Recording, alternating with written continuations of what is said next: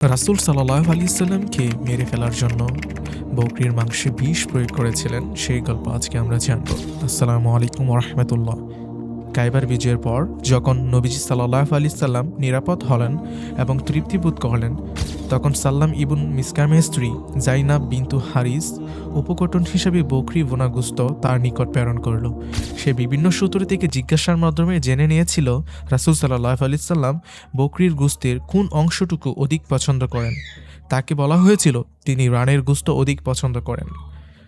এর জন্য সে রানের গোশতে ভালোভাবে বিষ মিশ্রিত করেছিল এবং অবশিষ্ট অংশগুলোতেও বিষ প্রয়োগ করেছিল। অতঃপর সেই গোশত রাসূল সাল্লাল্লাহু আলাইহি সাল্লাম এর সামনে এনে রাখা হলে রাসূল সাল্লাল্লাহু আলাইহি সাল্লাম রানের গোশতের টুকরোটি উঠিয়ে তার কিছু অংশ চেবানোর পর মুখ থেকে বের করে তা ফেলে দিলেন এবং বললেন, এই হাড্ডি আমাকে বলছে এর সঙ্গে বিষ মিশ্রণ করা হয়েছে। অতঃপর রাসূল সাল্লাল্লাহু আলাইহি সাল্লাম জাইনাবকে ডেকে নিয়ে তাকে যখন বিষয়টি জিজ্ঞেস করলেন, তখন সে সেই বিষ প্রয়োগের কথা স্বীকার করল। তিনি তাকে পুনরায় জিজ্ঞেস করলেন, তুমি এমন করলে কেন? সে উত্তরে বলল, আমি চিন্তা করলাম এই ব্যক্তি যদি রাজা হন তাহলে আমরা তার থেকে নিষ্কৃত লাভ করব, আর যদি তিনি নবী হন তাহলে তাকে এ সংবাদ জানিয়ে দেওয়া হবে এবং তিনি বেঁচে যাবেন। তার কথা শুনে রাসূল সাল্লাল্লাহু আলাইহি সাল্লাম তাকে ক্ষমা করলেন।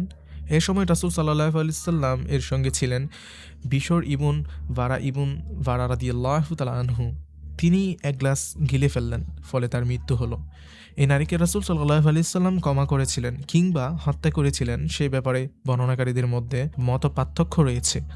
মতপার্থক্যের কিছু ব্যবধান বিধান করতে গিয়ে বলা হয়েছে রাসূল সাল্লাল্লাহু আলাইহি সাল্লাম প্রথমে নারীকে ক্ষমা করেছিলেন, কিন্তু যখন বিশর রাদিয়াল্লাহু তাআলা আনহু এর মৃত্যু সংঘটিত হলো তাকে হত্যার বিনিময়ে হত্যা করা হলো।